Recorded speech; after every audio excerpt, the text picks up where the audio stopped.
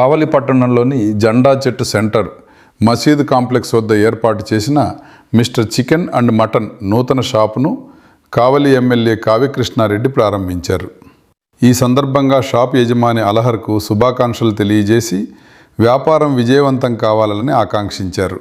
ఈ సందర్భంగా ఎమ్మెల్యే కావ్యకృష్ణారెడ్డి మాట్లాడుతూ తన శిష్యుడు అలహర్ కొత్త వ్యాపారాన్ని ప్రారంభించడం సంతోషకరమని పేర్కొన్నారు.